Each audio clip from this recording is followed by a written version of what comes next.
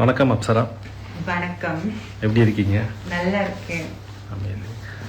So வெளியே வந்த பிறகு ரெஸ்பான்ஸ் எப்படி இருக்கு? வெளியே வந்ததுக்கு அப்புறம் ரெஸ்பான்ஸ் நான் நினைக்கவே இல்லை. அவ்வளோ பாசிட்டிவ். நிறைய பேருக்கு எனக்கு பிடிச்சிருக்கு. நான் இன்னும் உள்ள இருக்கணும்னு ஆசைப்பட்டாங்கன்னு மட்டும் தெரியுது. பிக் பாஸ் எக்ஸ்பீரியன்ஸ் எப்படி இருந்துச்சு உங்களுக்கு? ஆக்சுவலாக once in a life time experience அது. நான் ரொம்ப என்ஜாய் பண்ணேன், நிறைய கற்றுக்கிட்டேன். ரொம்ப சந்தோஷமான எக்ஸ்பீரியன்ஸ். நினச்சி பார்க்கும்போது ஆஹா, அந்த மாதிரி எக்ஸ்பீரியன்ஸ் அது. உங்களுக்கு பிடிச்ச கண்டஸ்டன்ட் யார்? அந்த டாப் 5 கண்டஸ்டன்ஸ் யார் யார்?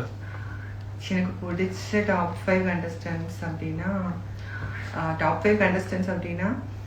பாரு இருப்பாங்க, சபரி, வினோத் அண்ணா கண்டிப்பாக எனக்கு பிடிக்கும். அவர் கண்டிப்பாக டாப் 5 இருப்பாருன்னு நான் ஆசைப்படுறேன், நம்புகிறேன். அதுக்கப்புறம் வியானா. 4 பேர் தான் எனக்கு இப்போ சொல்ல முடியும். 4 பேர். Favourite contestant? ஃபேவரட்னா வினோத் அண்ணா.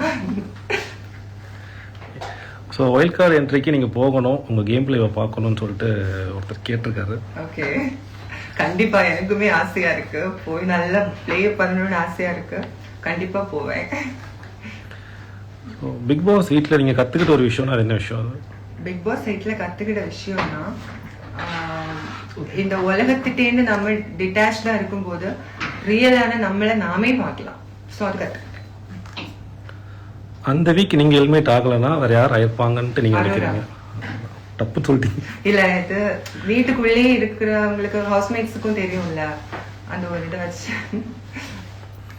ஸோ நீங்கள் கேமுக்கு ஸ்ட்ராட்டஜி வச்சுருந்தீங்களா, இல்லை அதை ஸ்டார்ட் பண்ணுறதுக்குள்ளே நீங்கள் வெளியில் வந்துட்டேன்ட்டு? ஸ்டார்ட் பண்ணுறதுக்குள்ளே வெளியில் வந்துட்டேன். அந்த ஸ்டார்ட் பண்ணல, அந்த லைட்டை தாண்டின உடனே நான் வெளியில் வந்துட்டேன். ஸோ பிக் பாஸ் வீட்டில் யார் ஃபேக்காக இருக்காங்கன்னு நீங்கள் நினைக்கிறீங்க? யார் ஃபேக்காக இருக்காங்கன்னா மேபி கெமி. அவங்க கேம் கரெக்டாக விளையாடுறாங்க. அவங்க ரியலாக அவங்கள கொண்டு வரல வெளியே. பார்வதியை பற்றி கொஞ்சம் சொல்லுங்க. ஆக்சுவலாக பார்வதி நானும் நிறையவே பேசியிருக்கோம். நிறைய ஃபர்ஸ்ட் டேலேருந்து லாஸ்ட் டே நான் எவிக்ட் ஆகுற அன்னைக்கு வரைக்கும் நிறைய பேசியிருக்கோம். ஆனால் வந்துட்டு எனக்கு ஒன்று மட்டும் தெரியும், மேபி நெகட்டிவாக இருக்கலாம், அவங்க பர்சனல் இதெல்லாம் யூஸ் பண்ணி கேம் விளையாடலாம். பட் ஸ்டில் அவங்க நடிக்கல, அது எனக்கு தெரியுது. நம்ம வாட்டர்மெலன் ஸ்டாரும் வினோத்தோட காம்போ வந்து வீட்டில் எப்படி இருக்கும்? ரொம்ப நல்லா இருக்கும். நீங்க பாக்குற மாதிரி அங்க சூப்பரா இருக்கும். ஆக்சுவலா வந்துட்டு அது அவங்க யோசிச்சு பண்றது இல்லை, அந்த ஸ்பாட்லயே நடக்கிறது அது. ஸோ ரொம்ப நல்லா இருக்கும். ஸோ இப்போ பிக் பாஸ் வீட்டில் ஏதாச்சும் டாஸ்க் வச்சாங்கன்னா இப்போ டீமாக சேர்ந்து விளையாடுறாங்க, இல்லை இண்டிவிஜுவல் கேம் தான் விளையாடுறாங்கன்னு நீங்கள் நினைக்கிறீங்க? இல்லை, நான் இருந்த வரைக்கும் டீம், அந்த வீடு, எங்க வீடு உங்க வீடு இது இருந்துச்சு. ஒரு 90% மெம்பர்ஸ் இதுல அது ரெஜிஸ்டரா இருந்துச்சு. அந்த வீடு வெர்சஸ் இந்த வீடு. அவங்க அந்த இண்டிவிஜுவலா விளையாடணுங்கிறத மறந்துட்டாங்க. அது ஸோ உங்களோட அடுத்த பிளான் என்ன இருக்கும்? அடுத்த பிளான் நிறைய ப்ராஜெக்ட்ஸ் வருது. ஸோ நான் அப்டேட் பண்ணுவேன். மக்களுக்கு என்ன சொல்ல விரும்புறீங்க? மக்களுக்கு என்ன சொல்லுவேன்னா, ரொம்ப நன்றி. நான் இவ்வளோ சப்போர்ட், இம்மன்ஸ் சப்போர்ட் லவ் நான் எதிர்பார்க்கவே இல்லை.